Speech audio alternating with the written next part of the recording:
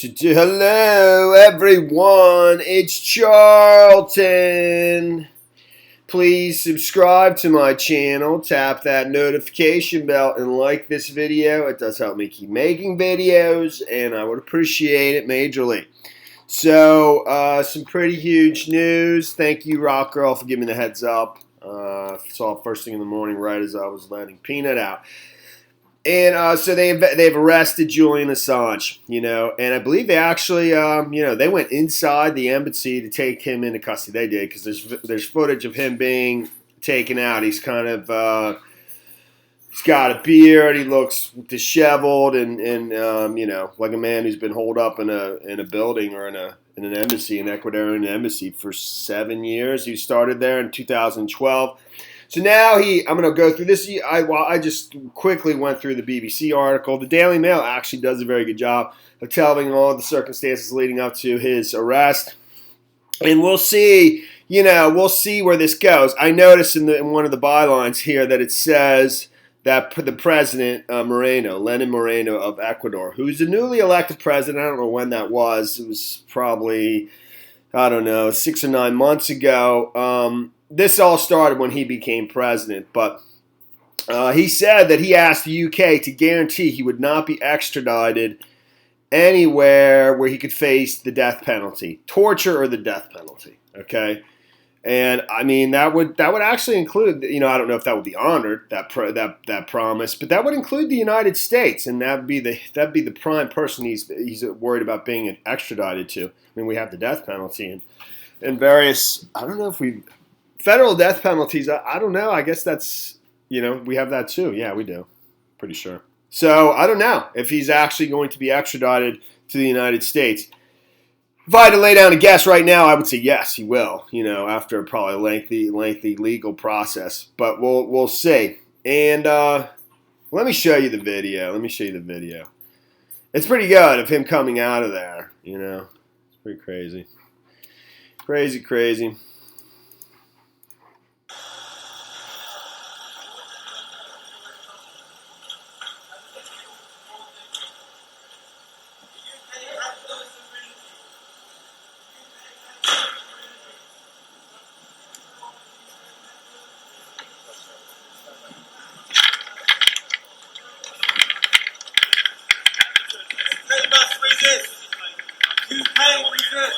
No worries.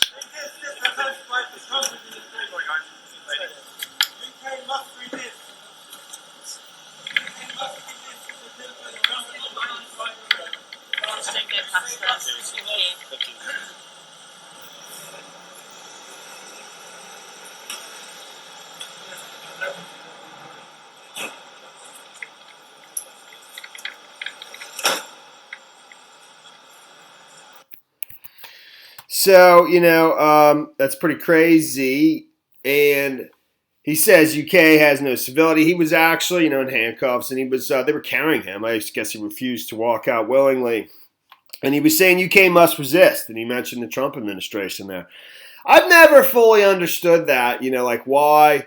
I mean, I think the Justice Department, which is who would be, but the Justice Department, especially now that it has a new Attorney General, the special counsel. I mean, the fact that he's being arrested after the special counsel has done his investigation and that's now complete, I don't think that's an accident either.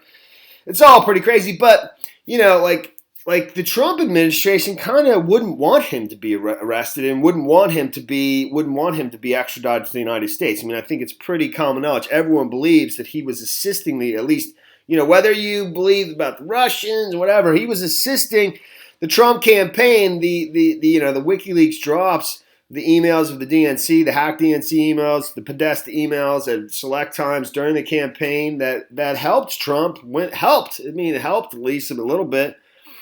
So I don't know. I mean, that's always just kind of been like a head scratcher for me. Resist the Trump administration. He was helping the Trump administration. It's totally weird. My theory that if you watch my channel, that I think, and I still think there's a distinct possibility. It's something that nobody else is considering, that Trump and Hillary Clinton conspired themselves together, the two campaigns at the highest levels, including Trump and Hillary, to obviously to fix the 2016 election, and she lost on purpose. you know, and that's how WikiLeaks ended up with those emails. They basically let them hack it. You know, they knew, you know. That was my theory. And I'll go through this right now. I'm not even going to get into the article I saw last night about Greg Craig, who is a former Obama White House counsel, but he's also former White House counsel to the Clintons, a very close friend of the Clintons. He was called the quarterback by Bill Clinton because, during the time, he was their attorney during the impeachment process for Bill Clinton. You know, they knew this whole process. They did. They knew the whole special. I'm going to get into. I promise. I'm not getting off on a tangent on my theory.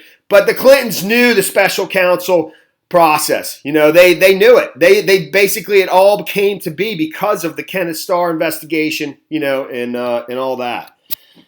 All right. So, but back to Julian Assange. So, Julian Assange has been arrested by British police today after Ecuador dramatically withdrew political asylum 7 years after he was given refuge in the country's London embassy. You know, the charges that were originally levied against him were actually dropped. You know, so of sexually assaulting, I believe, underage girls. I think that's the charge, and they were from this country of Sweden. But they were eventually dropped. But because he violated his bail hearing, he never showed up in court and went into the Ecuadorian embassy. That's what he's being arrested for today, for violating his bail. You know. But the Swedish sexual assault charges, they're gone. They don't even exist anymore. But it doesn't matter. He's just worried that once he's arrested, he'll be extradited to the United States or another place, primarily the United States. But the WikiLeaks founder, sporting a scruffy beard and an unkempt hair, was dragged out of the building head first in handcuffs by a group of 7 men as stunt supporters watched as he screamed out, "UK must resist." Assange, who has overseen the publication of thousands of classified military and diplomatic cables through WikiLeaks, is currently in custody and is set to appear at Westminster Magistrates Court as soon as possible. Ecuador's President, Lenin Moreno, said the decision to withdraw Assange's asylum status came after repeated violations to international conventions and daily protocols and his discourteous and aggressive behavior. Moments after the arrest, during which Assange held onto a Gore Vidal book on the history of the national security state. WikiLeaks said Ecuador had acted illegally and in violation of international law.